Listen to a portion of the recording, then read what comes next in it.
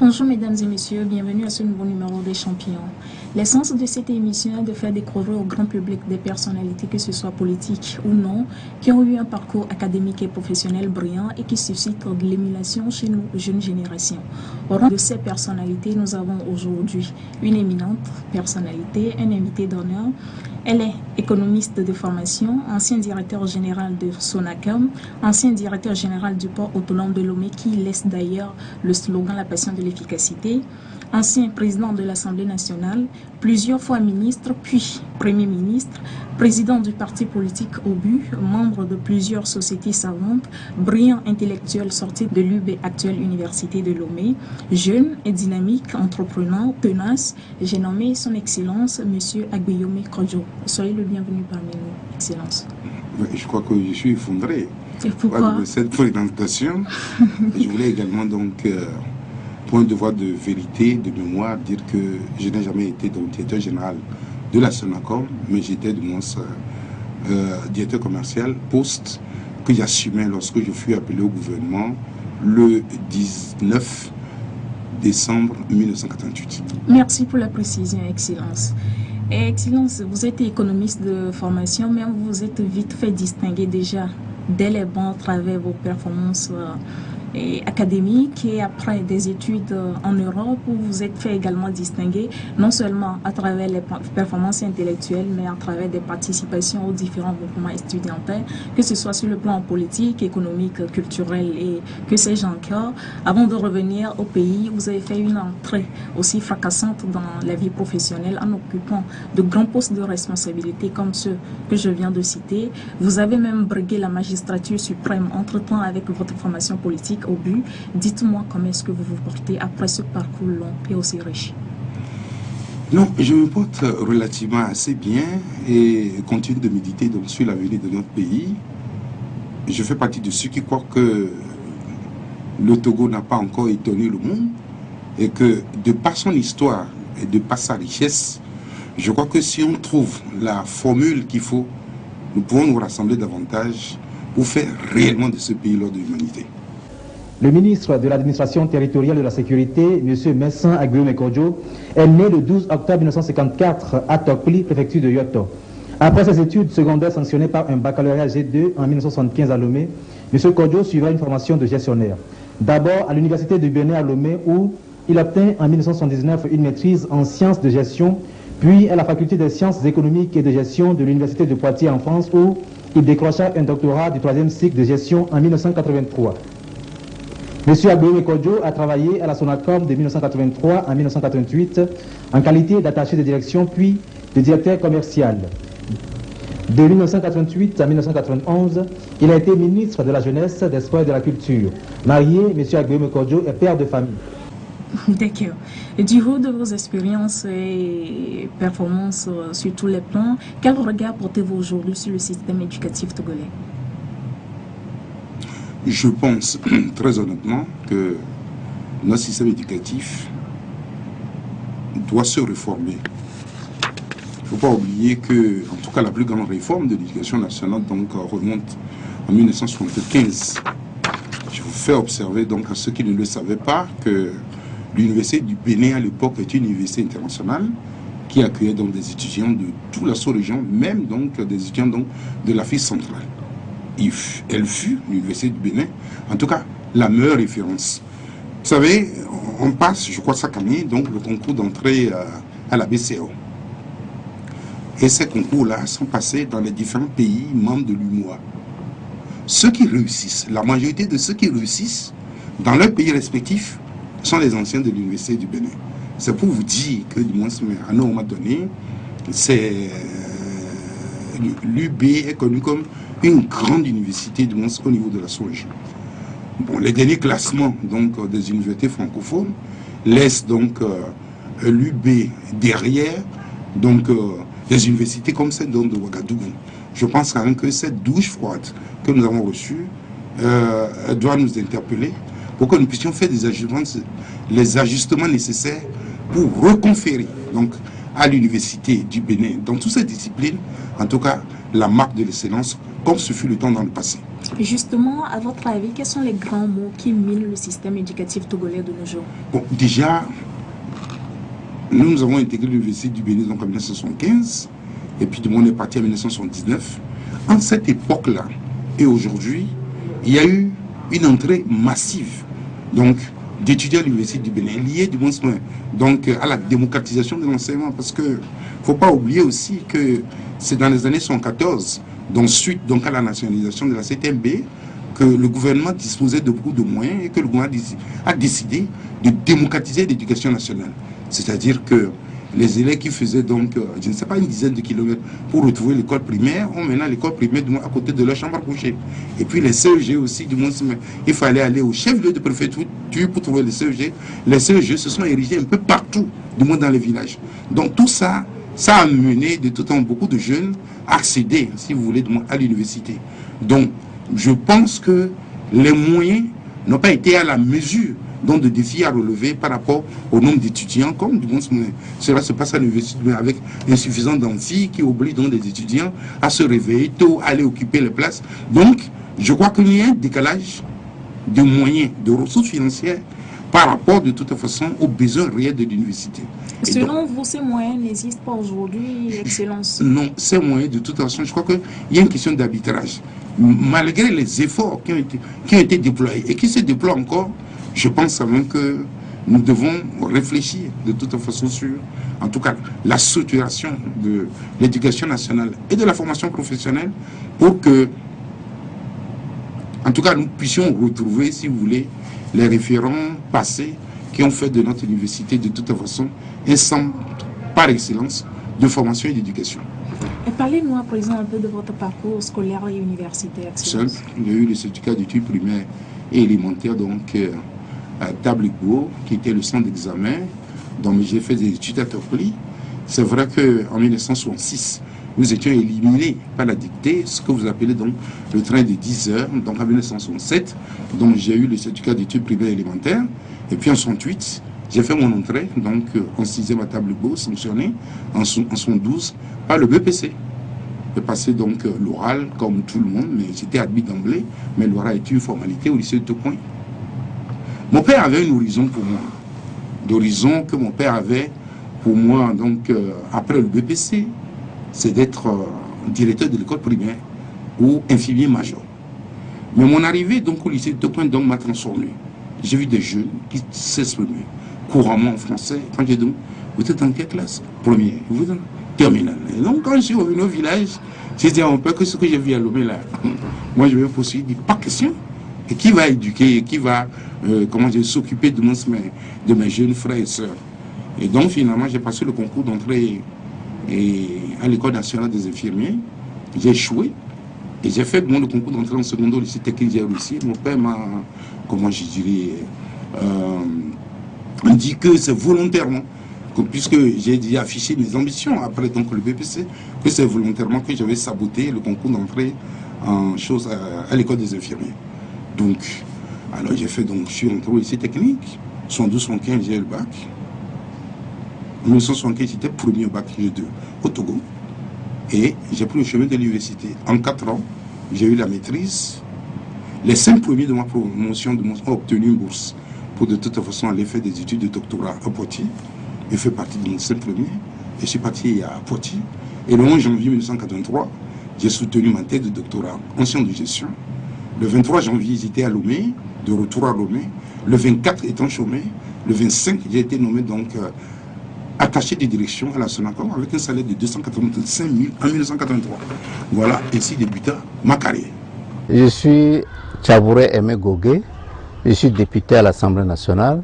J'ai été professeur de sciences économiques à Lomé et doyen de la faculté de sciences économiques et de gestion, vice-recteur de l'université, ministre de l'Éducation nationale et ministre du Plan par le passé.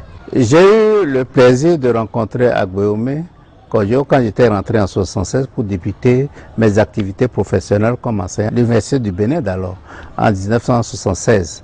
Lorsque j'ai commencé, Agbeome était en deuxième année. Entre nous, parmi les étudiants que j'ai eus, Agbeome était parmi les excellents. Il y a lui, il y a aussi le Premier ministre Ngbo, Gilbert, il y a d'autres qui ont été Ehé, le ministre Dounia, beaucoup qui ont été très brillants. Et pour moi, je les classe des étudiants du niveau de classe mondiale. Parce que moi, j'étais convaincu, je disais que ces étudiants, quelle que soit l'université où ils allaient être parmi les meilleurs. Et cela s'est vérifié. Agbeome, à cause de son excellence, c'est moi qui l'avais placé à Sonacom pour son stage. Je plaçais des étudiants, les meilleurs étudiants dans ces institutions pour le stage, la S3G, le Sonacom, la Banque centrale, etc. Donc lui, compte tenu de ses performances académiques et au niveau de la comptabilité notamment, marketing, vous savez, parle bien. Donc je l'avais placé à Sonacom. Compte tenu de cette performance à Sonacom, vous vous rappelez, il a été nommé DG. Il a d'abord été recruté juste à la fin de ses études comme cadre de Sonacom.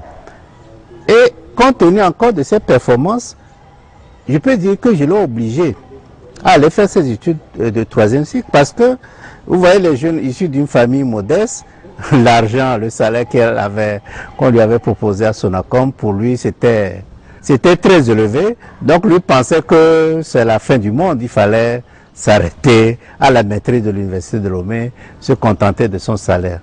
Je crois que j'ai réussi à le convaincre d'aller faire son doctorat. Et je crois que bon, ça a marché et il a prouvé là-bas. Effectivement, comme il était de classe mondiale, il a prouvé qu'il était brillant et il a réussi avec brio. Il est rentré à Sonacom et on l'a utilisé un peu comme enseignant à l'Université de Lomé. Je suis Nadim Michel Khalif, donc premier doyen de la FASEG de 1975 à 1976, pendant 2 ans. Et c'est au cours de ce décanat que j'ai eu à connaître Gabriel Agbeome Kodjo, ainsi que son adjoint Ehé, qui est devenu ministre également. Et tous les deux dirigeaient la section du Monesto de la faculté des sciences économiques, mouvement national des étudiants et stagiaires du Togo. Tous les deux étaient des brillants élèves. Agbeome Kodjo étant plus brillant encore, il travaillait très bien. Donc il avait obtenu, comme l'avis, il avait obtenu la mention bien en licence. Ensuite, moi, j'ai quitté l'ESTEG. C'est M. Goguet qui m'a succédé. Il pourrait vous en dire plus. Moi-même, c'est M. Jean-Pierre Amédon, ancien ministre de la Santé publique, qui était haut fonctionnaire de la République togolaise. Je suis planificateur de formation. J'ai été au ministère du Plan, j'ai servi là-bas, j'ai servi également au ministère des Sociétés d'État, j'étais directeur des Sociétés d'État, économiste de profession. Donc, quand je rentrais en 1973, en même temps que j'étais fonctionnaire au ministère du Plan, j'allais faire des travaux dirigés à l'Université du Bénin. Il s'appelait l'ESTEG à l'époque, l'École supérieure de technique gestion. Donc, effectivement, il y avait une cohorte d'étudiants que j'avais eu à l'époque, qui étaient des étudiants que j'admirais beaucoup, dont Agbeome Kodjo, dans les années 1974, effectivement.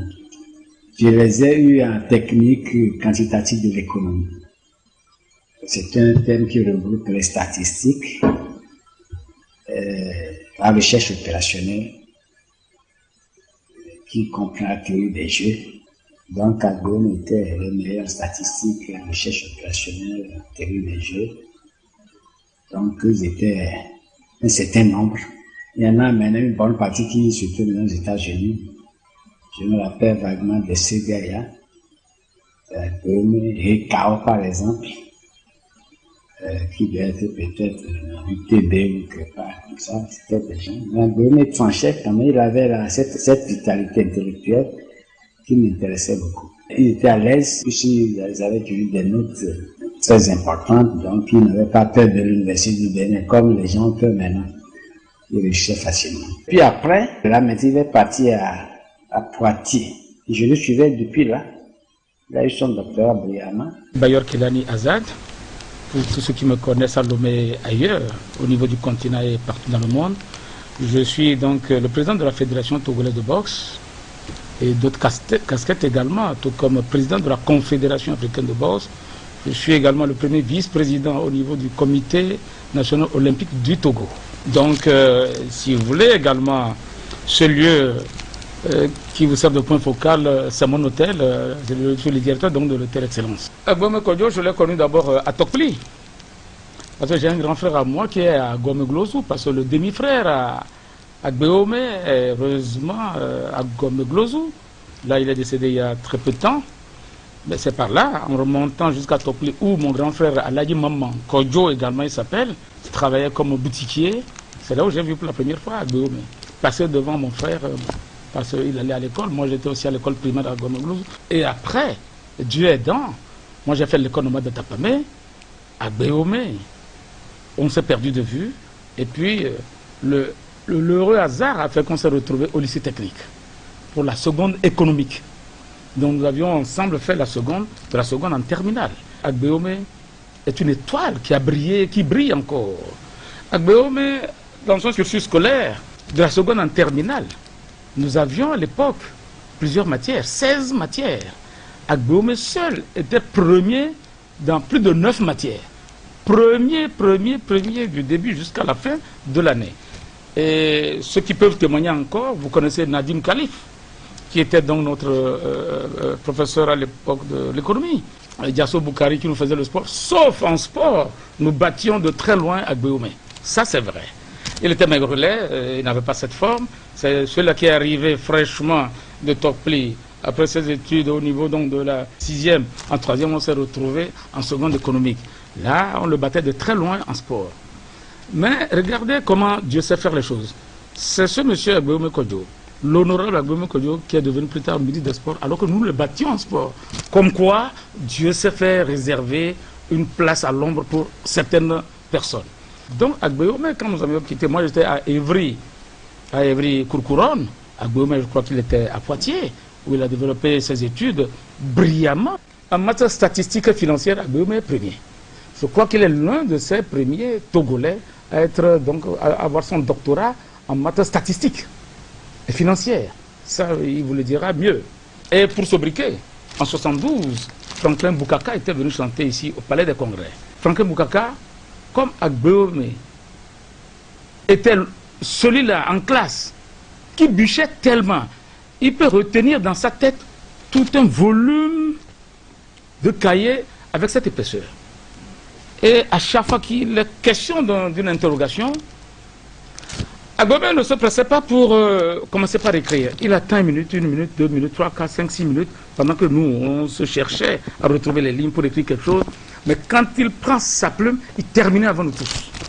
Et premier, 19 sur 20, 17,5 sur 20, le deuxième devait être à 12 ou à 11. Mais Agbeome était dans cette trempe de comptage. 19 sur 20, 18 sur 20 en mathématiques, maths financières, statistiques, éco-orga, éco-géné. Tout Agbeome était formidable.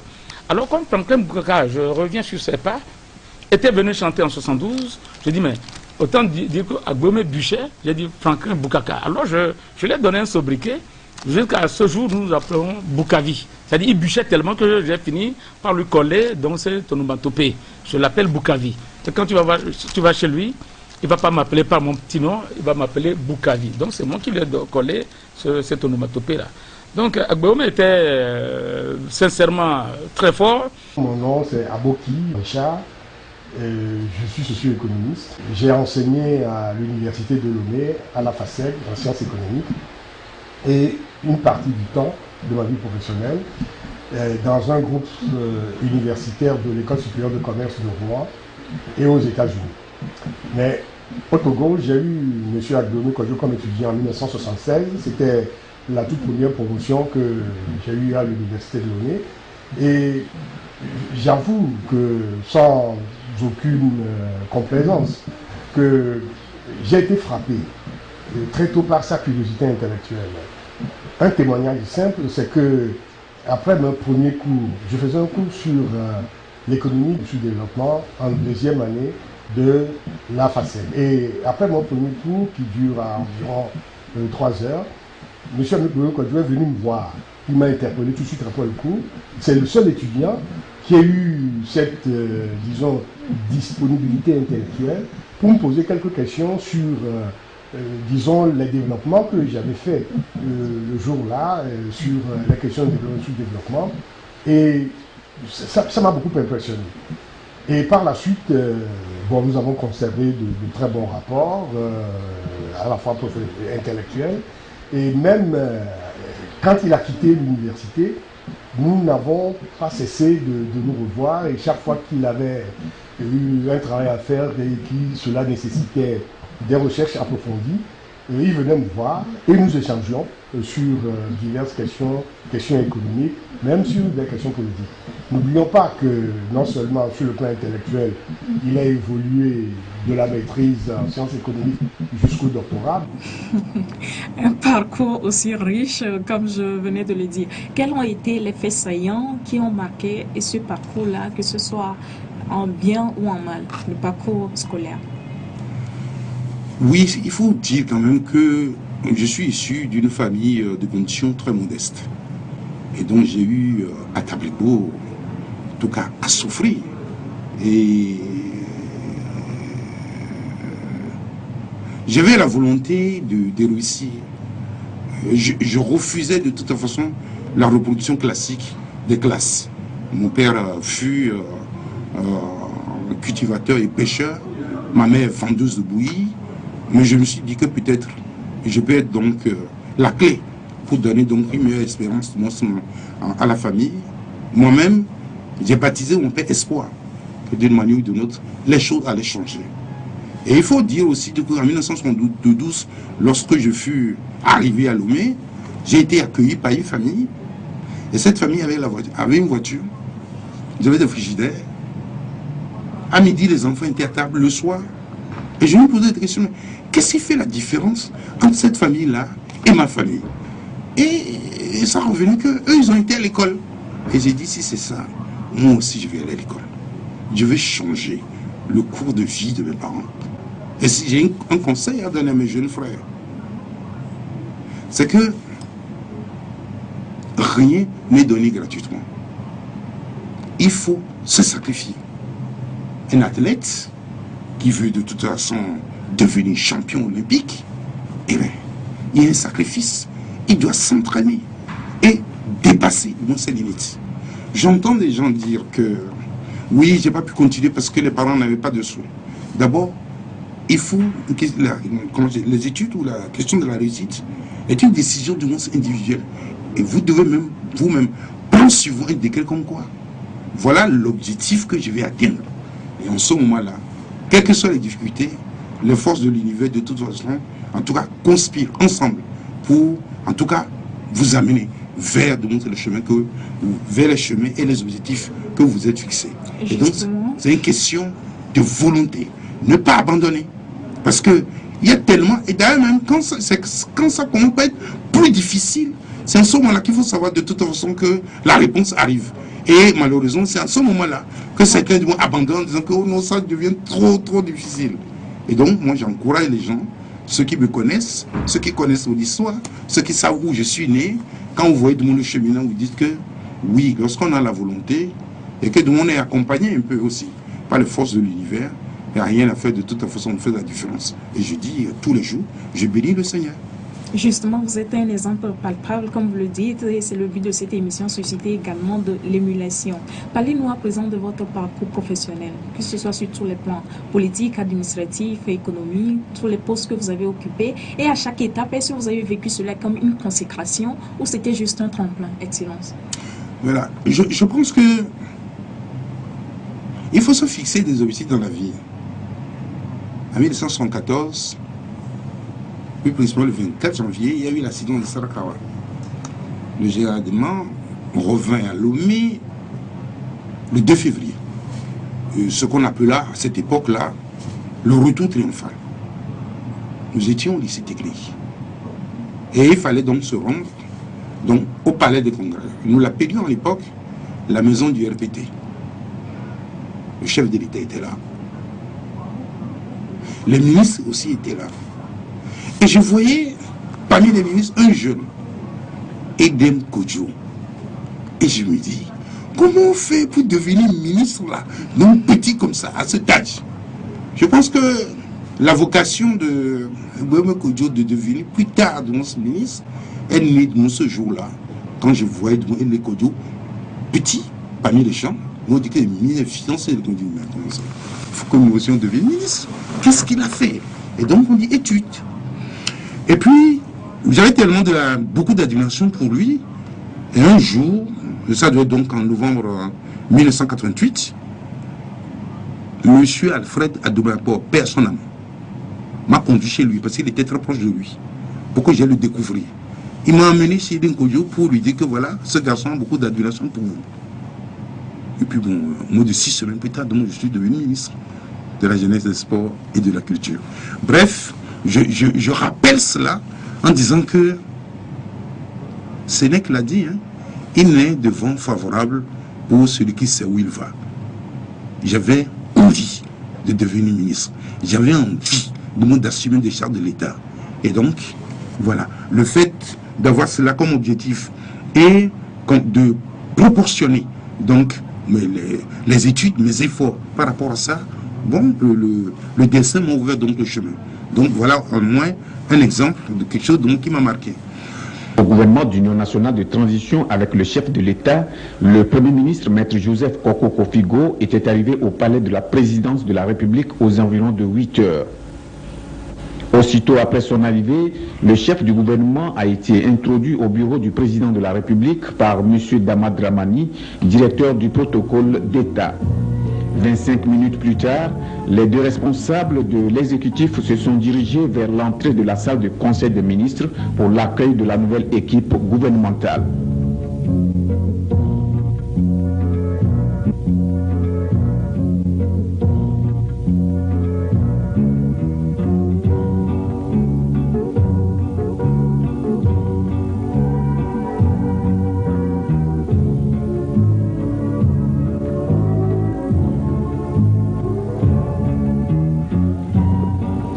Le Premier ministre, Maître Joseph Koko Figo, a saisi l'opportunité de cette rencontre pour présenter au chef de l'État, le général Gnassingbé Eyadema, les membres du nouveau gouvernement d'Union nationale de transition.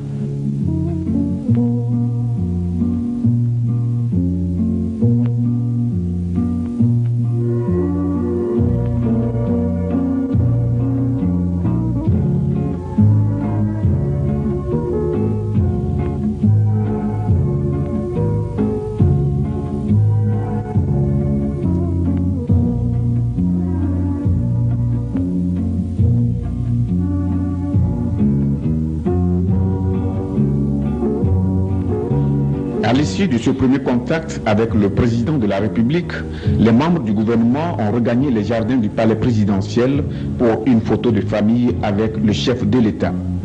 La rencontre a pris fin à 9 h avec le départ de la nouvelle équipe gouvernementale. Moi je l'avais placé comme stagiaire à la Sonacom en vue d'en prendre la direction plus tard, quand la Sonacom retomberait entre les mains du Togo, puisqu'elle était confiée à Maurice Assor à l'époque. Et à ma connaissance, il avait très bien travaillé à la Sonacom. Il en était devenu le directeur commercial. Mais je reconnais que c'était un garçon très doué, travailleur, studieux, qui savait où il allait. Et pour preuve, il a été recruté comme ministre par le président Eyadema. Déjà, il faisait partie du vivier de la jeunesse du RPT, dès le début, au temps du ministre Laclé, avant de prendre la direction du Monesto et avant d'atterrir comme ministre de la Culture et du Sport, ensuite directeur général du port de Lomé, qu'il avait très bien géré, et ensuite il a été promu Premier ministre du Togo, sous Eyadema, où il avait très bien travaillé en tant que Premier ministre. Mon ami Gabriel, je l'aimais beaucoup. En tant qu'étudiant, c'était un valeureux garçon. Mais ce que je lui reproche, c'est qu'il n'a pas su être diplomate pour pouvoir s'intégrer dans l'opposition et enrichir cette opposition qui manque de bras utiles pour le pays. Il est rentré, j'étais passé me voir. Il y a un de ses amis qui était parti à la PTT, il était parti au Sonacom. Il a lié ses études et sa profession avec enfin, il avait une fibre politique, comme on dit, que nous on n'avait pas à l'époque. Bien que j'étais déjà député, à Debay, j'ai rempli 2 fois avec Maître Agouébon, on était les Verts. Donc c'était nos frères, nos cadets qu'on admirait beaucoup. Il a émergé rapidement. Dans 2 ou 3 mouvements, je l'ai vu là où il est. Je suis toujours à sa disposition. Comme vous devez savoir, il a fait une bonne carrière, il est devenu ministre, directeur général ministre, président de l'Assemblée, premier ministre, ça il faut le faire. Nous-mêmes ici, on n'a pas pu le faire. Il est là, mais je crois actuellement il a créé un parti politique. Au but, finalement, sur mon tableau, récessivement, je ne le vois plus, mais je sais qu'il est toujours là. Il a son obus, c'est un homme politique qui a peut-être une avenir. C'est mon point de vue et c'est ce que je vois. Je lui souhaite un bon vent, parce qu'il n'est pas encore vieux, il n'a pas encore raccroché comme moi je le fais actuellement. Donc je lui souhaite bon vent, je suis toujours de cœur, d'esprit, surtout avec lui. D'ailleurs, pour ce qui concerne particulièrement le Premier ministre ou le Président, ses performances lui ont permis d'entrer sur la scène politique. Il était très jeune ministre de la Jeunesse et du Sport, ensuite directeur du port, député, président de l'Assemblée nationale et Premier ministre. De la seconde en terminale, nous passions à l'époque les travaux de vacances. Moi, j'avais fait S3G avec Ayeva Zarifou et autres, qui étaient en ce moment avec M. Abbé, il était directeur de la S3G. Agbeome, il était à Sonacom. Donc, il a fait la Sonacom, et de Sonacom, il a pu connaître l'ancien conseiller financier du feu président Yadema, Serrière. C'est comme ça que Serrière, et plus tard a retrouvé certainement par quelle manière, je ne sais pas, a retrouvé Agbeome en Europe. Et Agbeome passait 7 ans creux chez Serrière. Serrière étant donc au niveau donc, de Sonacom, je crois qu'il a donné une chance à Agbeome qui avait brillamment terminé ses études en France. Il a occupé des postes non moins négligeables dans ce pays. Directeur commercial à Sonacom. Sonacom était une structure commerciale très forte au Togo. C'était des oligopoleurs, nous les appelons en sciences économiques. Donc il avait tout sur lui. C'est lui qui ouvrait donc tout en faveur de nos femmes du marché. Il n'y a pas que les cigarettes. D'autres marchandises dont nos bonnes femmes du marché s'en servaient. Agbeome, je ne cesserai de l'appeler, même 1000 fois, je crois que son nom va retentir aujourd'hui et demain. Nous devons quand même reconnaître, et comme l'avait bien fait, je ne peux que remercier ceux qui ont initié ce projet pour que nous puissions parler des valeurs, que nous avions connu les valeurs et que certains Togolais incarnent, et ce ne sont pas des valeurs négligeables. Agbeome, après ce ministère, je crois qu'il était au port. Et au port de Lomé, je vais vous dire, c'est lui qui a fait construire la direction du port. J'étais donc dans ma petite société de nettoyage, Agbeome m'appelle. Boukavi, tu es là? Je dis oui. Tu peux venir? Je dis oui, ça ne me gêne pas. Je vais le voir. On venait à peine de lui installer son bureau au port, là, la direction du port. Comme il aimait fumer, je ne sais pas s'il continue encore, et c'est des cigares. Il s'est donné cette personnalité à travers les cigares, et un petit bon boubou les week-ends, il aimait blaguer. C'est l'homme qui ne se faisait pas distinguer de par son rang. La sociabilité était donc incarnée encore en lui. Donc il me dit, Boukavi, je dis Boukaka, là, la direction du port, il quitte son bureau, comme je suis là, il me rejoint sur le site réservé aux visiteurs. Et il me dit, mais tout ce que j'ai fait là, Boukavi, regarde, j'ai fait construire le port, j'ai fait ceci, j'ai fait cela, je suis en train d'initier encore un truc au niveau de Agoué. En terminant du ça, il m'a dit ça en ce moment-là, qu'il était en train d'initier un projet comme ça. Et tout ça, c'est Agbeome. Pour faire donc un guichet commun pour tous ceux qui quittent ici pour aller vers le Netherlands, je crois que c'est encore Agbeome. Donc, autant de ces valeurs font que je ne peux que bien parler de lui.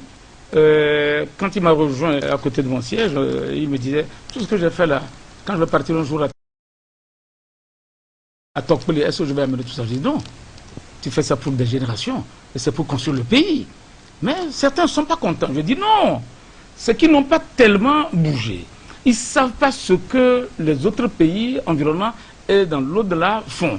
Ailleurs en Europe, cet immeuble du port, tu as 1000 fois plus beau que ça en Europe. Donc tu es en train de donner, d'imprimer quelque chose au Togo et aux Togolais. C'est une bonne chose. Continue sur cette lancée. Je lui avais dit ça, il était 11h et je le quittais vers midi et demi quand un coup de fil a sonné. C'était le président Yadema qui lui demandait donc de passer le voir. Donc on s'était séparés comme ça. C'est le sentiment du devoir accompli. Et sentiment également que l'outil que nous avons eu la chance de diriger 6 années durant, donc, se trouve en de bonnes mains. L'essentiel, c'est qu'il y ait une synergie entre la nouvelle direction générale et l'ensemble du personnel. Parce qu'il y a des défis à relever et je suis persuadé que s'il y a une bonne ambiance de travail, le port autonome de Lomé a de beaux jours devant lui. Et je dis que les structures mises en place sont telles que il n'y a pas de raison que l'institution ne rayonne pas suffisamment sur le plan international. Voilà ce que je peux dire, tout en souhaitant bonne chance à la nouvelle direction générale, bonne chance au lieutenant-colonel Béli, et je suis sûr qu'il réussira dans sa nouvelle mission.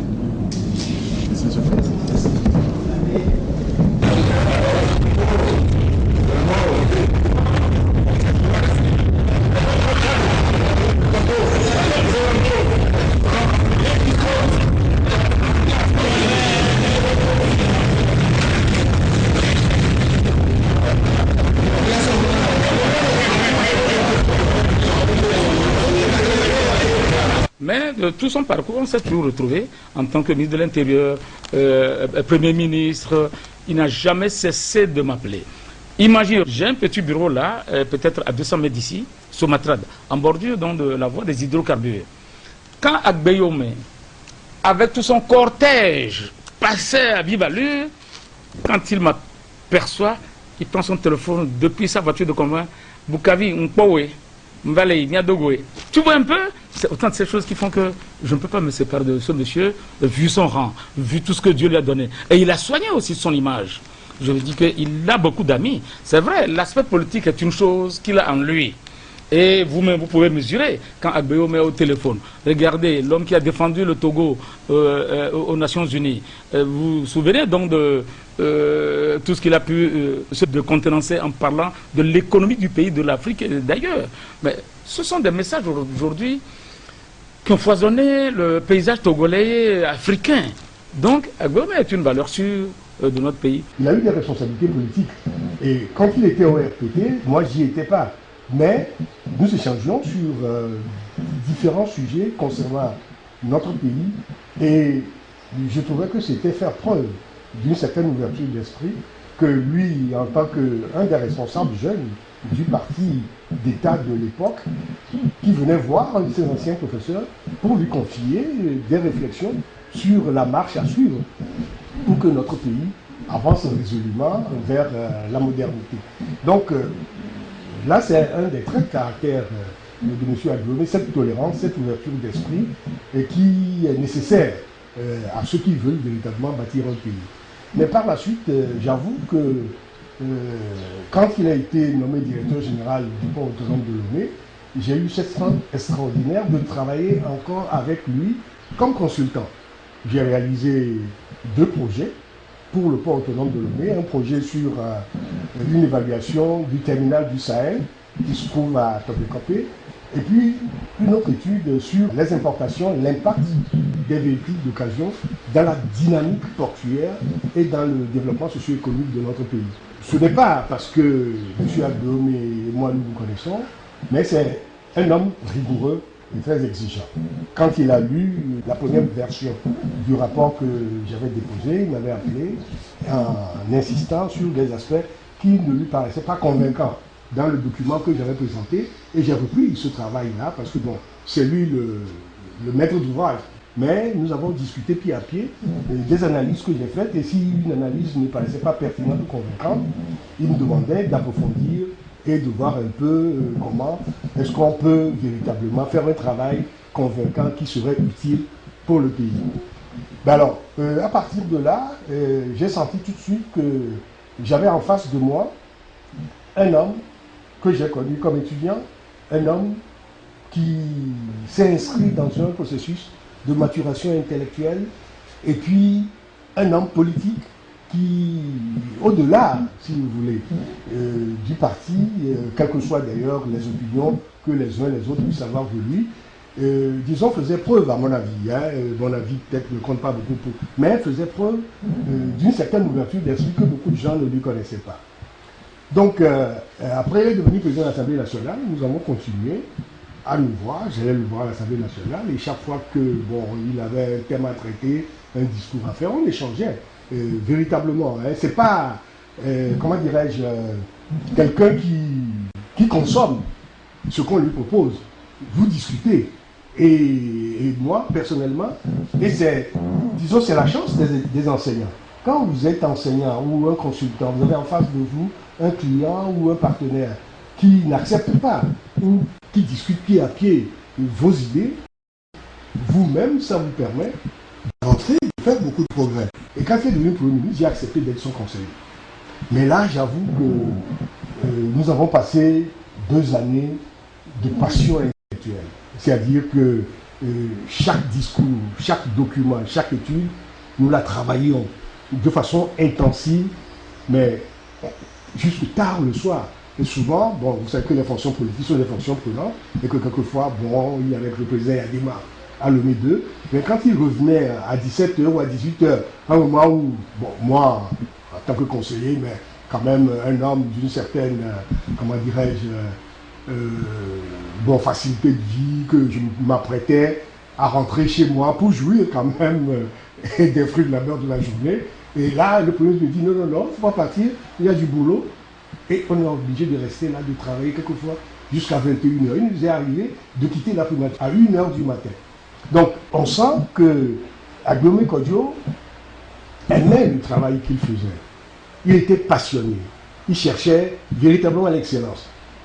Par exemple, nous avions, comme dans beaucoup de services officiels, nous avions un tableau sur lequel lui-même écrivait ses idées. Il exprimait ses idées en disant, voici tel point, voici ce que moi je pense, etc.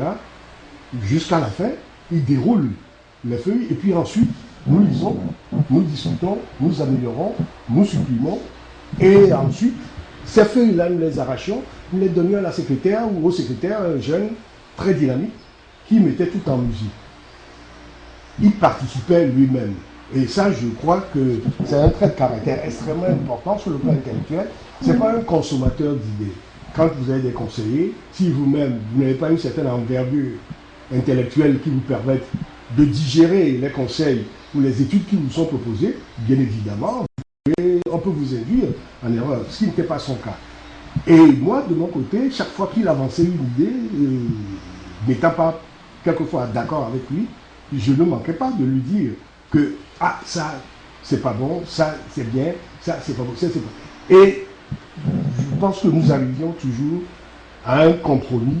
Et ça, je crois que, bon, sur la place, je connais beaucoup de gens de ma génération qui sont des intellectuels. Je pense qu'on peut classer parmi nos compatriotes M. Agbome Kodjo comme étant un intellectuel d'une grande envergure et qui plus est un homme politique, je dirais, courageux. Je dirais courageux. Vous ne trouverez pas beaucoup de gens courageux parce qu'aujourd'hui, nous parlons de démocratie. Mais il y a un homme politique grec qui disait que c'est Périclès qu'il n'y a pas de démocratie sans liberté, ni de liberté sans courage. On ne peut pas faire la politique en Afrique si on n'est pas courageux. Il faut avoir le courage de ses opinions. Et beaucoup de gens, je pense, pouvaient facilement prendre exemple sur lui. Bon, je crois à la fois, donc pour me résumer, bon, quelqu'un que je connais, qui est d'une très bonne envergure intellectuelle, mais que sur le plan professionnel, vise toujours le meilleur pour lui-même et pour le service qu'il a en charge, et aussi pour les gens qui sont autour de lui, les gens qui travaillent pour lui.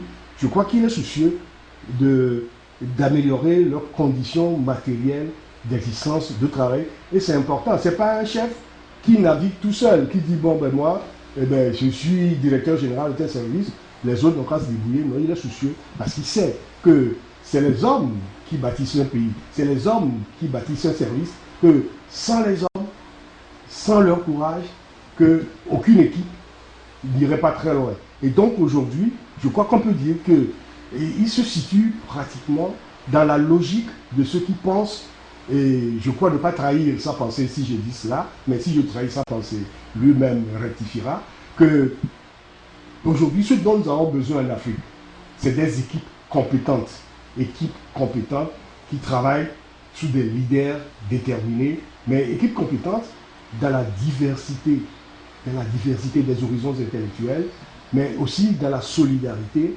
et envers les plus faibles, et dans le courage de pouvoir toujours bien faire dans l'intérêt général. Ce qui m'a marqué aussi, c'est que lorsque, en 1993, nous avons fini le combat qui a permis de toute façon de stabiliser le pays et de redonner donc la plénitude des moyens du chef de l'État, le président Yadema, je fus désigné pour aller redresser le port de Lomé. J'avais pris une partie donc dans ce combat démocratique, et beaucoup de gens venaient me voir. Vous dites que les généraux Yadema vous aimaient, vous avez fait ceci. C'est un truc pourri là, comme ça, là, qu'on a pu vous attribuer. J'ai dit non, moi j'aime le défier. Et donc, en tout cas mon parcours professionnel, le port de Lomé fut une étape extrêmement importante. Parce qu'en fait, c'était très difficile. Une entreprise de toute façon menée par la grève générale limitée, une entreprise où le personnel de toute façon, où les syndicats sont en tout cas, comment je dirais, en conflit, où il n'y avait personne, où il n'y a pas un seul navire, où il n'y avait pas un seul navire. Moi je me souviens que j'avais rencontré le président Sogolo, donc à Paris, et qui me disait que lorsque vous étiez au port, les navires ne venaient plus à Cotonou. Et je lui ai dit, lorsque nous étions en grève, nous avons envoyé les navires chez vous. Mais lorsque la paix est revenue, on n'a pas tué rappel. On a dit, nous, on a vu que non, maintenant, vous pouvez revenir chez nous. Donc, on a rigolé. Mais ça aussi, il faut avoir une vision. Nous avons une vision de faire du port de Lomé une référence. Nous avons une vision de toute façon de rivaliser avec le port autonome d'Abidjan. Et donc, nous avons trouvé aussi le personnel, le capital humain qu'il faut. Il y a eu cette volonté-là, cette convivialité. Et je pense qu'en peu de temps, ça a laissé des traces. Et donc, ça aussi, c'est un élément du parcours également qui m'a beaucoup émerveillé. L'Assemblée nationale fut aussi un parcours extrêmement intéressant. Questions au gouvernement qui viennent s'expliquer. Je vous remercie de me donner l'occasion de parler de mon ami, mon petit frère, Gabriel Messin-Aguiyo-Mekodjo, que j'ai eu l'honneur de remplacer au ministère des Sports après la conférence nationale souveraine. Brillant, élégant et sûr de lui. Le Bénin, ou précisément le Dahomey, a toujours été considéré comme le quartier latin de l'Afrique. Maga, Akwiti, Aomadegbe, Zissou sont des figures qui ont leur place au panthéon de la patrie africaine aux côtés de Senghor, de Houphouët, de Nkrumah, Diori Amari, Nyerere, Jomo Kenyatta.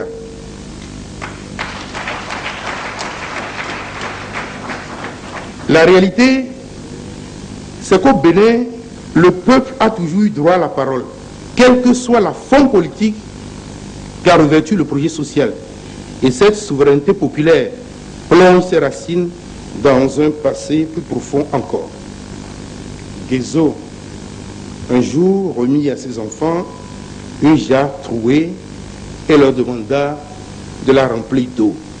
Ainsi commence la légende. Mais est-ce à moi de vous la conter, puisqu'elle rythme chaque battement de vos cœurs et chaque note de votre voix emporte l'écho.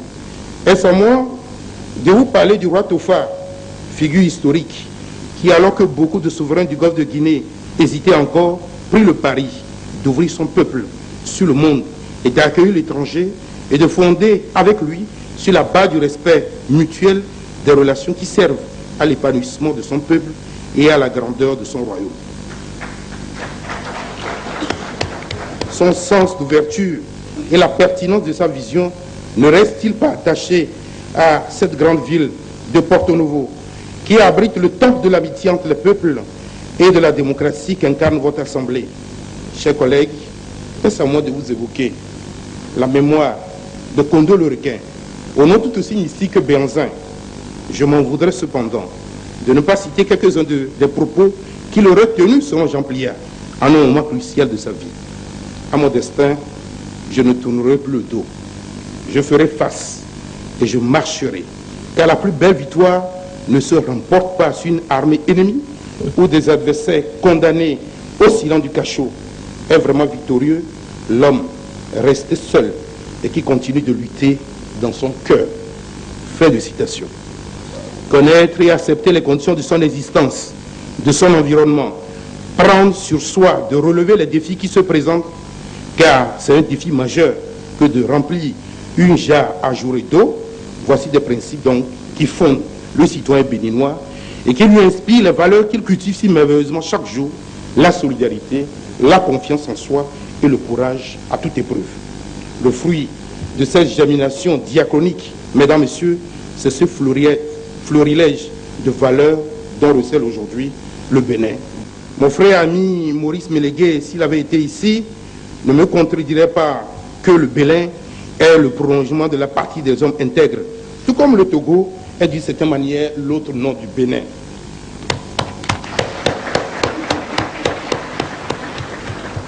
Ma délégation et moi-même aurions pu arriver à Porto Novo par la pirogue.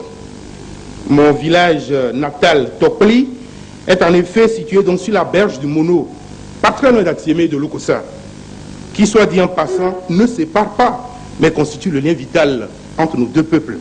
C'est pour vous dire, Monsieur le Président, honorables collègues, que ce qui fait la grandeur du Bénin fait la fierté du Togo. J'ai été aussi marqué par la première édition donc, du Parlement des enfants. Moi, j'exhorte de toute façon les autorités politiques de notre pays, en tout cas, à remettre au bout du jour donc l'organisation annuelle du Parlement des jeunes. Si nous voulons de toute façon rassembler la nation, si nous voulons que les jeunes du pays nous se reconnaissent et qu'ils travaillent ensemble pour la grandeur de ce pays, c'est un exercice de toute façon qui a marqué l'opinion.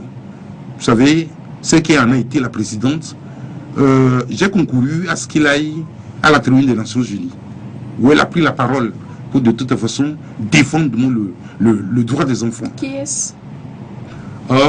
Le nom va me revenir, mademoiselle brillante, hein, elle est en ce moment aux États-Unis. Et donc, je pense, et même d'autres pays de la sous-région sont venus nous demander comment nous avons fait pour de toute façon réussir un truc comme ça. Moi, je me souviens le jour où j'avais conduit donc cette assemblée de jeunes auprès du président Adema, et le président Adema donc demandait à la présidente: qu'est-ce que vous voulez faire plus tard? Ministre, les gens, c'est en tout cas de ces initiatives que naissent les vocations. Je souhaite vivement, dans la mesure du possible, que nous puissions, en tout cas, même si on ne va pas le faire chaque année, instaurer quelque chose pour que les jeunes de toutes les préfectures se retrouvent, en tout cas dans cet exercice-là. C'est aussi un apprentissage pour préparer les futures élites, les futurs dirigeants de la nation de demain. Donc, bon, à la primature.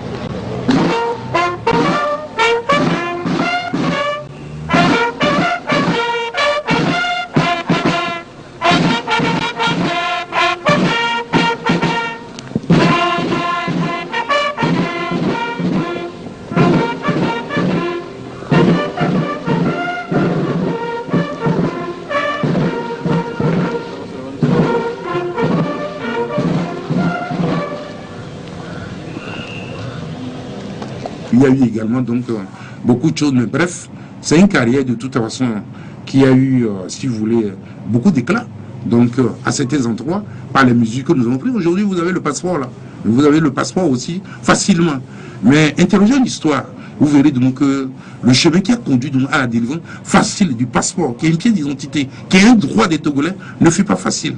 Mais l'Assemblée, en tout cas la législature que j'ai incarnée, a joué un rôle fondamental dedans pour que ce soit aujourd'hui un produit démocratique, un droit reconnu à tous les Togolais. Les gens ont perdu du boulot ou sont morts à cause de toute façon des difficultés inhérentes à la délivrance donc, du passeport togolais. Les 76 députés présents pour cette rentrée parlementaire ont affiché cette volonté exprimée à travers le discours, ou plutôt le programme présenté par le président de l'Assemblée, Agbeyome Kodjo. Le programme de cette session budgétaire invite le gouvernement à la maîtrise des dépenses publiques, à plus d'ardeur au travail. Les députés souhaitent également une simplification de la procédure de délivrance de passeports. Malgré ce travail remarquable, il faut admettre que des efforts importants restent à faire pour que nos frères et sœurs qui sollicitent ce document pour aller à l'étranger, soit pour aller se faire soigner, soit pour aller poursuivre ses études, soit pour des raisons d'affaires ou bien d'autres. C'est pourquoi nous demandons au gouvernement de mettre en place une procédure simple et claire qui fixe les démarches à effectuer et les documents fournis pour s'assurer de la délivrance de ce type de voyage dans un délai ne devant pas excéder une semaine.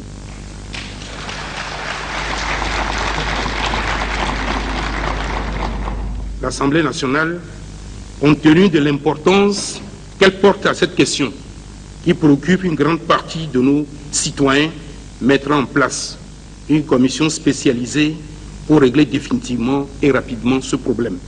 C'est en effet un frein à la relance économique de notre pays, en ce sens que si les Togolais ne peuvent pas voyager librement quand ils le désirent, notre pays perd des opportunités d'affaires et limite ainsi son rayonnement sur le plan international. Justement, l'histoire retient cela pour vos excellences. Mais ce parcours n'a pas été exempt de difficultés. Aujourd'hui, même je ne sais pas si on peut l'appeler dichotomie entre vous et votre parti politique de base. Est-ce que vous voulez nous raconter un peu? Et c'est quoi, le parti politique de base? Vous voulez parler du RPT? Et bien sûr.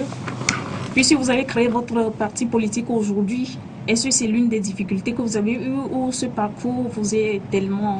Je crois que... a été marqué quelque part du positivisme? Non, je crois que c'est difficile de toute façon d'éluder, si vous voulez, ce passage donc, de ce parcours, de ce que vous avez décrit. C'est vrai, à un moment donné, il y a eu des incompréhensions, oui, entre moi et puis ma famille politique d'origine, c'est-à-dire le Rassemblement togolais. Je dis des incompréhensions parce qu'il y a un certain nombre de facteurs qui, moi, personnellement, m'échappait durant cette époque. Si cette information, moi, je l'avais, peut-être que de mon histoire, en tout cas sur cette période, qui crée ce que vous avez appelé dichotomie, en tout cas, l'histoire ne serait pas écrite de la même manière.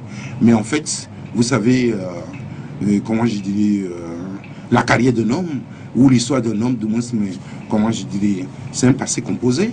Donc il y a beaucoup de choses, mais d'une manière ou d'une autre, je pense quand même que la compréhension de moi est revenue. Certains de moi sont venus nous dire que de toute façon nous étions des pionniers et qu'en fait les réformes que nous exigeons, du moins mais à l'époque à UI et à Dia, ces réformes d'aujourd'hui de toute façon courent de source. Ce qui fut considéré de toute façon comme un blasphème hier, je pense quand même qu'avec la libération des esprits, avec les réformes, en tout cas de toute façon, on a noté des propos aussi durs, plus sévères de toute façon que c'était justement de l'histoire dont nous avons été, comment je dirais, les responsables. Oui, vous vous apercevez aujourd'hui qu'il y a eu des quiproquos entre vous. Est-ce que vous avez des regrets, Excellence? J'ai un seul regret. C'est de n'avoir pas été de Moussou Togo lorsque de toute façon le général a demandé de finir sa mission, aussi bien la tête de l'État et aussi bien sur terre ici. Pourquoi? Je pense que la manière dont il a marqué le pays, la manière dont il a marqué ma vie, si j'avais la liberté de toute façon d'être présent et de l'accompagner à sa dernière demeure, c'est un devoir que j'assumerai avec fierté. Je voudrais, Monsieur le Premier ministre, vous remercier très sincèrement et du fond du cœur pour votre brillant discours que vous venez de prononcer à l'occasion de la nouvelle année, une année qui n'est pas comme les autres et n'est pas comme la précédente, l'année qui nous avait regroupés ici. Il s'agit des rentrées dans l'année 2000. Si nous nous sommes retrouvés encore ici, notre premier mot sera de remercier Dieu, car il y a un an de cela, nous n'étions pas les seuls. Il y avait beaucoup d'autres avec nous. À ce jour, ces autres sont partis, rappelés, n'est-ce pas, au service de Dieu. Et donc, ça serait une ingratitude si nous ne disons pas merci à Dieu de continuer, n'est-ce pas, à nous garder ici, en vie, en bonne santé. Et si Dieu nous garde, il nous laisse en vie, quelle est notre raison d'être? On ne vit pas sans rien faire. Et c'est pour cette raison, si nous prions quotidiennement Dieu, ce qui nous préoccupe, et nous demandons à Dieu, c'est la vie, prolonger notre vie en bonne santé. Et si Dieu accepte d'exaucer nos prières, eh bien, nous devons à notre tour nous demander qu'est-ce que nous allons faire pour marquer notre présence sur la terre avec vos fameux mots, tel est du nord, tel est du sud, vous êtes en train de perdre du temps inutile.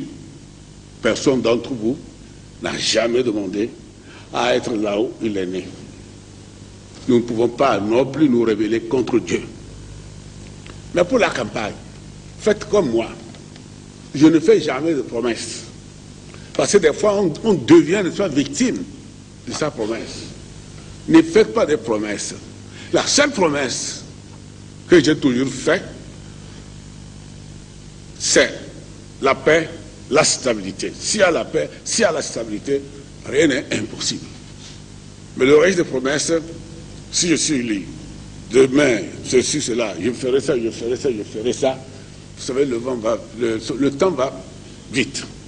Et demain, vous allez le retrouver, et c'est lui, n'est-ce pas, de te poser la question, vous avez fait des promesses, si vous étiez élu, vous allez faire telle chose, vous êtes élu depuis, qu'est-ce que vous avez fait? On commence à brasser la tête. Ah, non, mais pour cette fois, je le ferai. Ne faites pas des promesses parce que des fois on devient victime. Ensemble avec vous. Nos parents ont beaucoup souffert pour trouver, n'est-ce pas, leur taxe civique, pour s'acquitter de leur taxe civique. Mais il y a d'autres, n'est-ce pas, qui quittaient leur maison à 3 h du matin pour aller dans la brousse parce que ça on le trouve et il n'a pas taxe civique, on le prend, on le met en prison, en tôle. On a vu ça. Mais lorsque nous sommes venus, mais tout le monde savait ce que l'association, connaissait l'association en 1967. Mais lorsque Dieu nous a aidés, nous avons fait un grand bond en avant. Nous avons pensé à cette population, à nous paysans. On a dit que désormais, nous payons, n'est-ce pas, les taxes civiques à votre place, sans aucune promesse. Ça les a tombés du ciel. Aujourd'hui, ça existe. Toutes les réalisations que vous voyez aujourd'hui, beaucoup sont jeunes. La Guinée avant, personne ne pouvait rester le soir sur sa terrasse à Lomé ici. Parce qu'il y a des moustiques. Des moustiques, pas comme les autres moustiques qu'on connaît à l'intérieur du pays. Aujourd'hui, nous avons envoyé, n'est-ce pas, chercher les Hollandais, qui sont très forts dans ce domaine-là. Ils ont assaini la Guinée. Et avant, seulement le Togo, personne ne passait. J'étais peut-être le seul à passer parce que je suis escorté. Sinon, il y a des fois les crocodiles qui vous attendent. Aujourd'hui, pas de moustiques. Mais on n'a fait aucune promesse. Mais tout ce qui a été réalisé, mais nous sommes là pour ça. Il faut faire le bien parce que c'est le bien. Mais non, on n'est pas là pour dire, on va faire ce que je vois, la campagne, où certains messieurs sur deux ont commencé à faire, tout est jalonné de promesses, alors ils savent bien que c'est impossible. Ils ne peuvent pas réaliser ça. Hélas, mais les gens acceptent. Ils vont les élire, et après maintenant ils seront victimes du papier qu'ils ont pris pour jeter, n'est-ce pas, dans l'urne.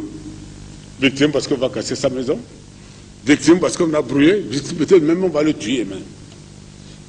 Voilà. Donc, vous, si les autres font des promesses, ne faites pas des promesses. Parce que dans tout cela, ici, dans cette salle, nous ne sommes pas seuls. Il y a un arbitre. Ce que chacun dit, si c'est vrai, c'est Dieu qui le sait. Si c'est faux, Dieu relève, n'est-ce pas, des oreilles qui sont fausses. Mis à part son excellence Edem Kodjo qui était pour vous un modèle, est-ce que vous avez eu un mentor particulier lorsque vous étiez sur les bancs? Non. Mais j'admirais de toute façon des gens comme Koudiolou Dogo, qui fut donc ministre du Plan, et qui, lorsqu'il passait du lancement à la télévision ou à la radio, m'impressionnait par donc son discours et la puissance de son verbe. Il y a eu d'autres également, Gbenyo Amegbo, il ne faut pas les citer tous. Et mis à part, eu égard à vos différentes expériences, quel regard portez-vous aujourd'hui sur la nature humaine? Vous savez, la nature humaine est très difficile et je suis très bien placé de toute façon pour porter un jugement. Quel que soit ce que nous pouvons dire de la nature humaine, il faut faire le bien. Il ne faut jamais renoncer à faire le bien parce que vous avez été récompensé par l'ingratitude et la méchanceté des hommes. C'est des choix. Si vous êtes un homme de bien, restez-le. Je pense que vous le faites, non pas pour celui qui en bénéficie, mais pour celui qui vous a donné le souffle et à qui vous aurez à rendre compte. Je m'appelle Essivi Jocelyne Kodjo, comme sur mes papiers, mais je me suis renommée Essika pour les besoins de mon entreprise qui est Père l'Épagne. Je gère donc cette structure avec ce nom que je me suis donné, un peu pour me préserver, un peu pour aussi affirmer une certaine identité. Je suis la fille aînée de Agbeome Vincent Kodjo et ça n'a peut-être pas toujours été évident non plus d'être la fille d'un si grand monsieur. Grand dans la corpulence, grand physiquement, mais grand intellectuellement aussi. Il y a récemment une grande personnalité togolaise que je respecte beaucoup, qui m'a dit que quand elle entendait parler de Agbeome Kodjo, elle avait l'impression d'entendre parler d'une légende. Mon père est une légende à beaucoup d'égards. Mon père est aussi tout simplement un homme et un père de famille. C'est un homme travailleur, c'est un homme courageux, qui a souvent peur, mais qui a aussi souvent la niaque pour aller vers ses peurs, pour leur faire face. C'est un homme qui respecte beaucoup les gens d'esprit. Il aime ces hommes intellectuels, hommes et femmes bien entendu. Et il nous a éduqués aussi un peu dans ça. Il ne nous a jamais imposé quoi faire, quoi ne pas faire, mais on savait toujours dans quelle mesure on pouvait faire nos choix. C'était toujours des choix de travail, des choix de rigueur, des choix d'abnégation et des choix de bonté. C'est quelqu'un d'extrêmement bon et généreux. C'est peut-être aussi, selon moi, un défaut, mais par-dessus tout une grâce. Mon père est généreux parce qu'il est humainement grand et il croit beaucoup en la bonté humaine. Il fait autant que possible tout le bien qu'il pense et il n'a jamais cessé de nous enseigner d'en faire autant. Je suis la fille, j'irais parfois d'un militaire manqué. Son parcours avec Nyansi Béa Dema lui a donné une rigueur qu'il nous imposait à la maison. Le RPT avant tout discipline, on le disait souvent à la maison, on rigolait, mais souvent c'était pour nous recadrer, pour nous dire que avant tout il faut être discipliné. Nous avons appris cette rigueur-là, moi étant sa fille aînée ou son enfant, son aîné, je l'ai beaucoup plus encore eu que mes frères et pour pouvoir aussi transmettre ça à mes frères. Aujourd'hui, je peux dire que mon père est mon meilleur ami parce que je partage énormément de choses avec lui, si ce n'est tout. Nous rigolons, nous partageons des idées, nous discutons de la politique, de comment elle devrait être.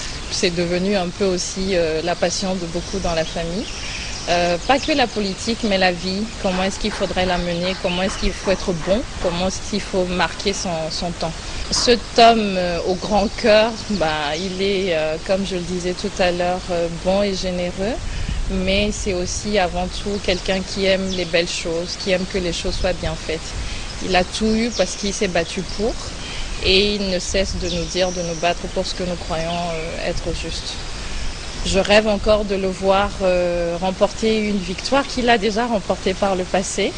C'est sa victoire contre la cigarette, mais je crois qu'il va revenir et qu'il va la gagner encore. Mon plus grand rêve, c'est de voir ces millions de mots, d'histoires, tout ce qu'il a eu comme parcours, qu'il puisse le partager avec non seulement nous qui sommes ses enfants, mais aussi les jeunes de ma génération, de ce pays et du monde entier, à travers des écrits qu'il commence et que j'espère nous verrons le bout bientôt. Merci, Excellence. Pour vous, est-ce que c'est nécessaire pour un jeune d'avoir un mentor? Je considère que dans la vie, il faut avoir des valeurs. Et ces valeurs peuvent être portées par d'autres avant. Et ça facilite les choses. Parce que si vous n'avez pas de référent, vous ne pouvez pas avancer. C'est-à-dire que vous pouvez décider que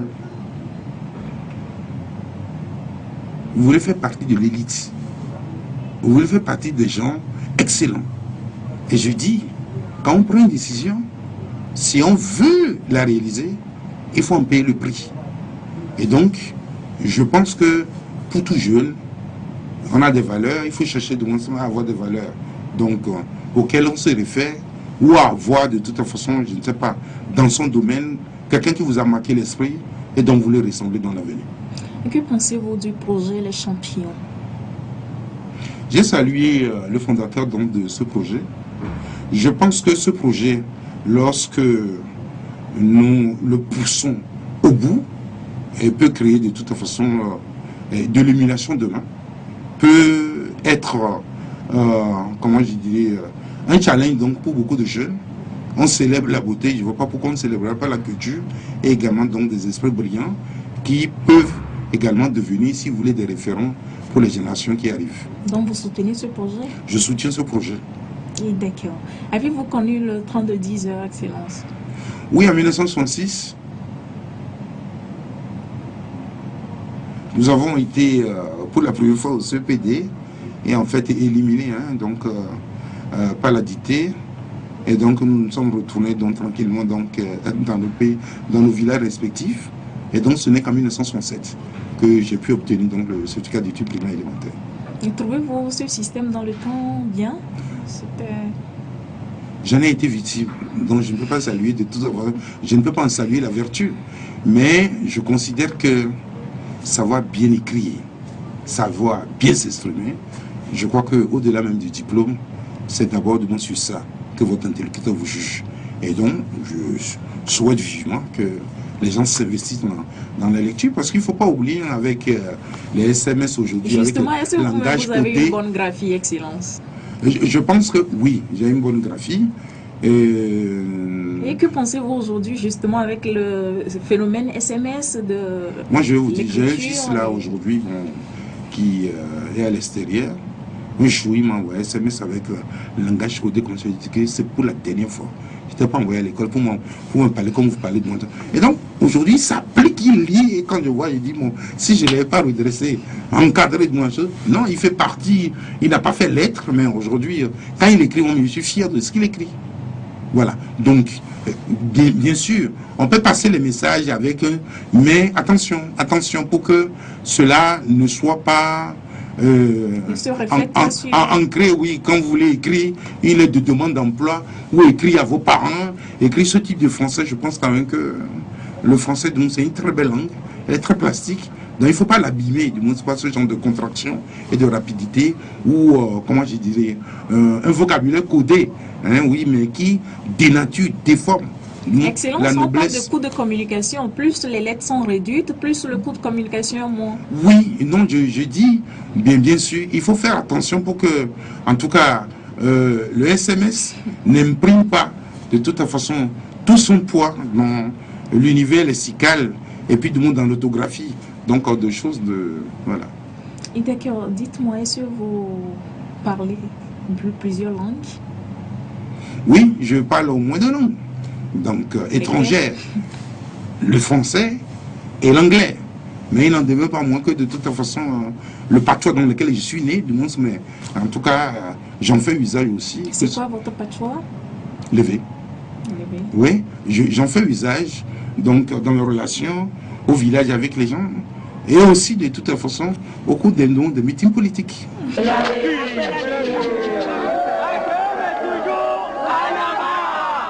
En avant, en avant, en avant.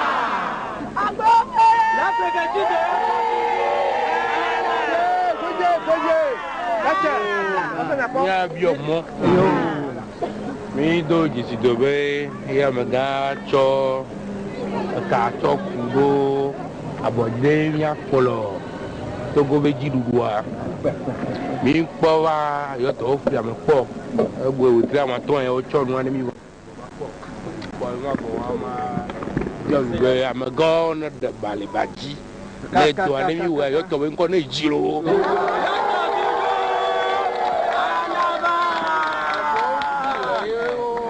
Oge me le ŋuti le gbɔ be keke mo do aɖisa me tɔ te kpɔ le tɔkplia lo.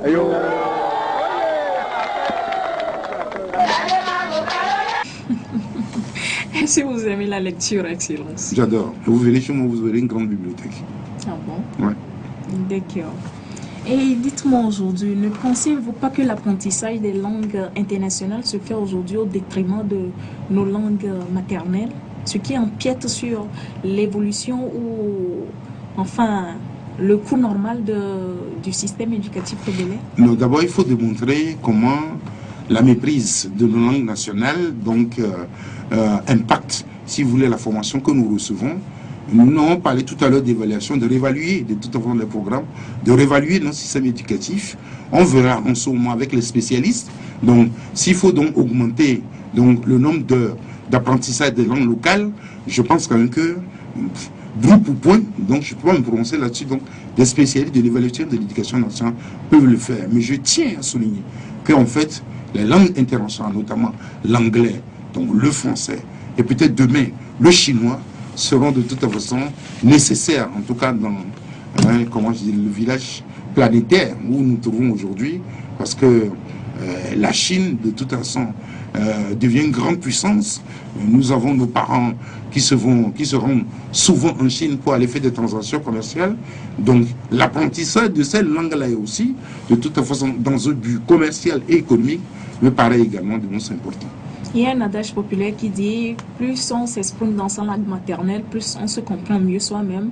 Donc le projet Champion cherche à intégrer déjà la deuxième édition, l'apprentissage de ces langues internationales et de ces langues maternelles au programme. Est-ce que vous appréciez? Vous êtes d'accord? Non, je crois que c'est important. De toute façon, vous voyez, le milieu, on apprend, les premières langues que nous apprenons, c'est en tout cas celle du milieu qui nous a vu naître. La maman, le parent, l'environnement. Donc en fait, je dis de manière naturelle, lorsque l'enfant grandit, donc il s'exprime dans la langue du milieu, du monde dans lequel il a évolué. Et donc, pour moi, on ne peut pas dire aujourd'hui que bon, les Togolais donc, méprisent leur langue nationale. C'est au fur et à mesure qu'il avance dans les études et en fonction de l'environnement que le français, l'anglais ou d'autres langues s'imposent donc comme instrument donc d'échange et de communication. Donc, le fait, peut-être que c'est donner un peu plus de place par rapport à ces langues nationales dont nous en avons besoin. Donc, en tout cas pour la sauvegarde donc, de notre patrimoine culturel, mais ce n'est pas une mauvaise chose. Mais il faut de toute façon, en tout cas, approfondir la question pour savoir donc, comment proportionner cela par rapport, en tout cas, aux besoins donc, de la maîtrise des zones de langue. Avec toutes vos connaissances académiques, dites-moi, Excellence, que doit-on faire aujourd'hui pour aider nous, jeunes apprenants, à faire de meilleures prestations? Je pense que les jeunes aujourd'hui disposent des moyens plus étendus pour de toute façon avoir une grande culture, avoir une bonne formation pour affronter les défis du futur. Parce que la compétition, ce n'est plus à l'échelle de toute façon de notre pays. Elle est régionale, elle est sous-régionale, régionale, continentale pour ne pas dire de toute façon planétaire. Donc, il faut être outillé. Et en cela, Internet constitue de toute façon un outil puissant du monde, qui est la formule du monde des esprits. Et donc, vous pouvez rentrer dans des bibliothèques virtuelles, oui, compléter de toute façon le cours que le professeur a donné en classe, en allant de toute façon sur Internet et faire les recherches. Donc, il faut avoir le goût de la recherche. Mais en cela aussi, il va falloir que les autorités politiques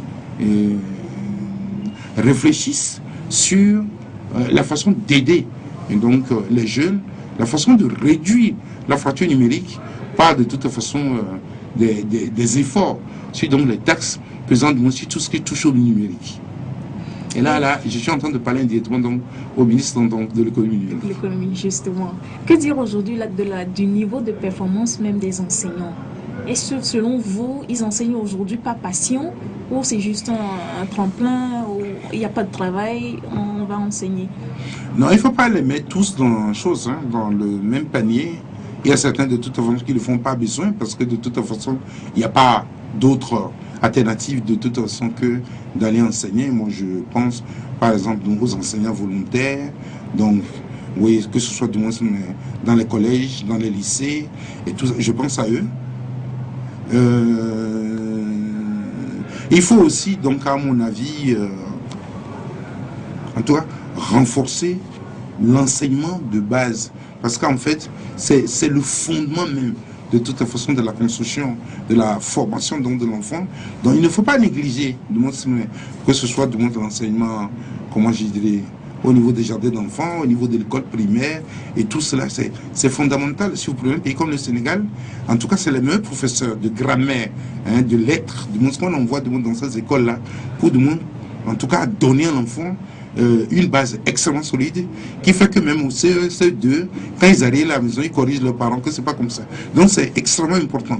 Bon, bref, je pense qu'il y aura un débat national sur l'éducation nationale, sur la réforme, et à ce niveau-là, si nous pouvons contribuer, peser sur les choses, pour que nous puissions de toute façon, en tout cas, créer, si vous voulez, des programmes plus performants qui puissent de toute façon faire de demain que de l'intellectuel togolais, l'élite togolais soit différente de toute façon de la sous-région, parce que nous avons toujours fait la différence, et cette différence-là, les Togolais ont su de toute façon le démonter dans plusieurs domaines.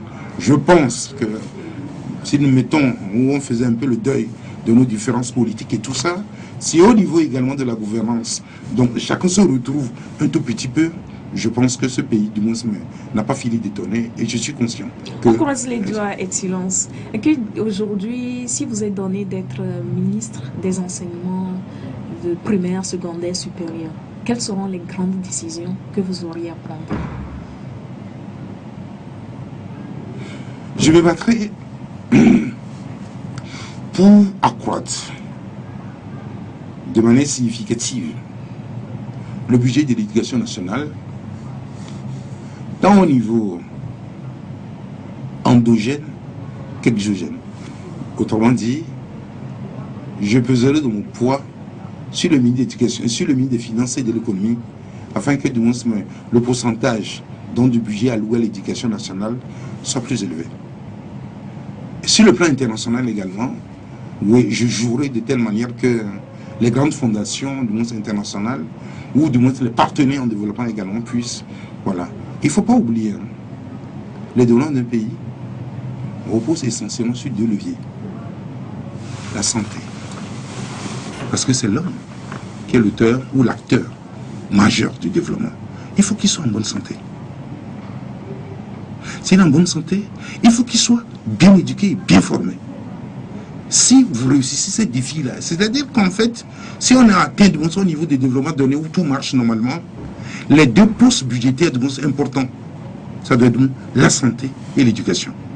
Parce que vous pouvez pas, les gens ne peuvent pas recevoir de bonne éducation en ayant une santé fragile. Donc la santé et l'éducation. Et si vous voulez, donc j'ajoute un autre. L'octroi de crédit donc aux PMI, PME. Et c'est ça. C'est-à-dire que un bon budget pour la santé, un bon budget pour l'éducation nationale, et encourageant de toute façon les porteurs de petits projets, PMI, PME, vous verrez que sur un horizon d'une décennie, ce pays sera complètement transformé. Oui, d'accord, Excellence. Et s'il y a des noms de ministres, d'inspecteurs, ou bref, des hommes politiques qui vous ont marqué durant votre parcours et que vous avez toujours à l'esprit? J'ai eu un directeur d'école, enfin un directeur de CEG, ce qu'on appelle CC, qui s'appelle Monso Panté. Il est extrêmement rigoureux et que même après les cours, il nous donne des conseils, il nous parle de tout ce qu'il faut faire pour devenir quelqu'un d'important. Et donc il m'a beaucoup marqué. Et puis bon, au lycée technique, dont il y a un Français qui s'appelle Jacques Mao, qui nous a fait comptabilité, qui m'a beaucoup marqué ici. Puis à l'université, voilà. Oui, d'accord. Le projet Champion se propose d'honorer et de magnifier certaines de ces personnalités, la même à titre posthume. Qu'en pensez-vous? Je pense que de toute façon, c'est une bonne initiative. Ça permettra de toute façon de faire connaître l'histoire de ces professeurs qui ont marqué, si vous voulez, de toute façon, l'éducation, l'enseignement dans leur pays, enfin dans notre pays, de le faire connaître par la postérité. Parce qu'en fait, il ne faut pas oublier que c'est une course de relais. Quand tu finis, tu t'en vas, quelqu'un d'autre prend. Mais ce n'est pas celui qui est arrivé, du moins qu'on honore, et ce n'est pas à lui seul que revient le mérite. Le mérite revient également à ceux qui l'ont précédé, qui ont jeté de nouveaux fondements au fur et à mesure. Voilà comment je vois les choses. Et votre initiative d'honorer ceux qui ont marqué l'enseignement et qui sont partis dans l'anonymat, oui, de les exhumer, d'exhumer leur histoire pour les faire aimer de mon pas la postérité. Je pense que c'est une bonne chose. Et merci, Excellence. Vous permettez, on va suivre l'avis de son Excellence, M. Edem Kojo, sur la question également. Tout à fait d'accord. Parce que nos maîtres méritent, en tout état de cause, qu'on les célèbre. Moi, j'ai eu la chance d'avoir que de bons maîtres. C'est comme ça que je les considère tous. Je ne sais pas si tout le monde a eu de bons maîtres. Les maîtres, pour moi, je vais vous raconter une petite anecdote de rien du tout. Un jour, je sors de chez moi, j'habitais à Nkopé, j'ai ma résidence là-bas. Et je sors dans la rue pour faire quelques pas et je tombe sur un de mes anciens maîtres. Ce maître m'avait eu au CP2, c'est pas hier, ce qu'on appelait 5e classe, le CP2. Et je l'appelle, je dis, mais c'est maître. Il se retourne, il me regarde. Moi, je l'ai reconnu au quart de tour. Il me dit, mais c'est Edouard Kodjo, ça. Je dis, oui, tout à fait, maître, c'est moi. Alors, où allez-vous?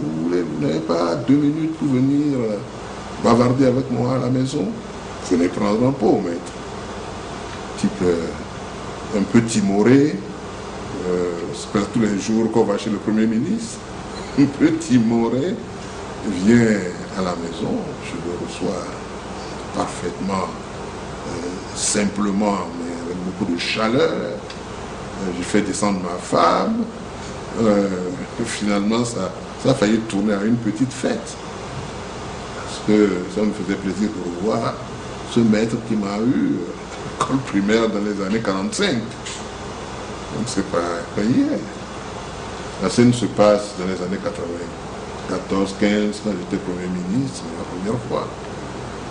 En partant, je suis parti faire une petite enveloppe quand même, que je lui ai remise. Il était heureux comme un chef. Et moi, j'étais heureux pour lui. J'étais heureux pour lui. Je l'ai accompagné en marchant avec lui jusqu'à la croisée des chemins, et puis je l'ai laissé partir. Et je suis rentré chez moi aussi à pied.